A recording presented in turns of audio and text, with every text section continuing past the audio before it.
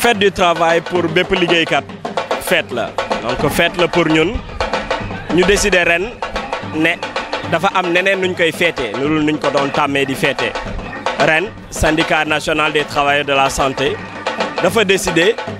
toog waxtaan tirer un bilan après ba ñu liggéeyee lu ëpp fukki at tirer bilan mooy maanaam xayma lan lañ def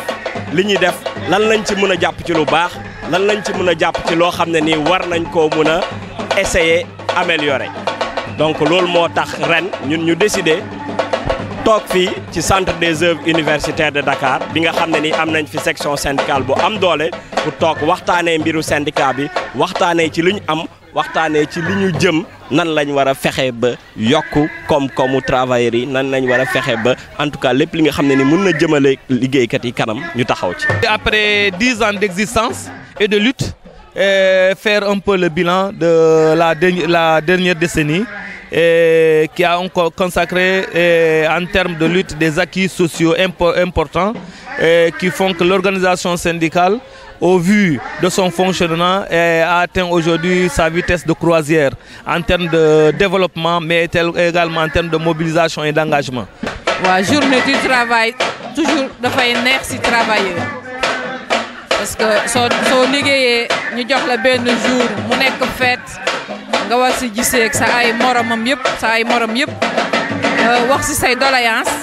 di yaakaar ñu satisfaire la kooku journée bu neex la ci travailleur yëpp. suñu rencontre comité directeur ak ministre de la santé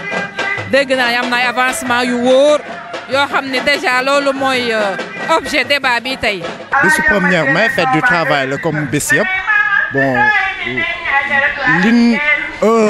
at bi ñu def ñu yeesluwaat ci liggéey bi ñu def quoi bon amoon nañ ay protocole d'accord mais ak gouvernement bu bees bii nii bon espérons que liñ doon laaj mu jox ñu ko bon amoon nañ problème mu ci coopérative bi amoon nañ ko en plus tamit ci prime de responsable prime d'intéressement yi tamit ñu ngi ci doon wax bon espérons que yooyu yëpp ak gouvernement bu bees bi ak ministère bu bees bi te ministère bi moom am nañ ci moom yaakaar parce que moo fi nekkoon di def jëmale kër gi kanam. xam nga syndicat moom bu revendication jeexee rek du amati li tax ñu revendication day continuer di am ndaxte dañu jàpp ne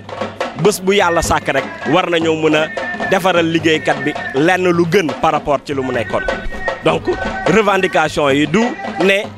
régime politique moom moo ñuy wax ban revendication la ñu war a am tant que travailleurs yi ñu ngi soxla ñu améliorer seen dëkkuwaay tant que ñu ngi soxla ñu améliorer seen conditions de travail ñun dañu taxaw pour def revendication. Les revendications que nous posons, en tout cas nous, que nous identifions, que nous posons, n'ont rien à voir avec la situation politique. Parce que nous ne nous référons pas à une situation politique, nous, pour poser une revendication. Nous nous référons à un contexte social, à un contexte de travail et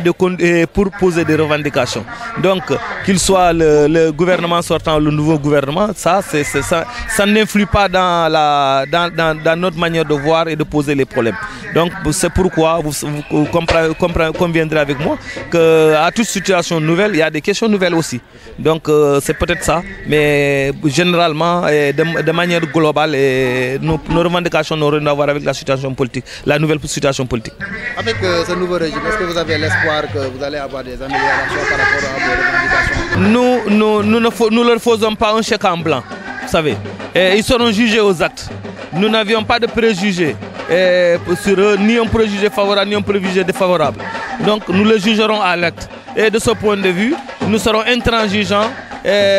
par rapport à nos revendications. Je pense que nous avions marqué le pas à un certain moment. C'était pour permettre à la situation politique d'abord d'arriver à terme. Et aujourd'hui qu'on est au bout du rouleau et qu'un président a été élu et mis son gouvernement, je pense qu'on est à l'heure du travail et pour tous les secteurs. Cela voudrait dire également que les syndicats doivent reprendre également leur activité traditionnelle qui est la revendication la revendication et l'association des points de revendication des travailleurs. Syndicat bu responsable lañ bu ñu waxee responsable xalaatuñu ne participation responsable maanaam ñun ay sénégalais lañ Sénégal moo ñu ñor képp ki nga xam ne ni taxaw nga pour jëmale réew mi kanam dinañ taxaw sa wet parce que ay partenaires sociaux lañ partenaire mooy maanaam ñi nga xam ne ni dinañ toog waxtaanee ci lépp luy jëmale réew mi kanam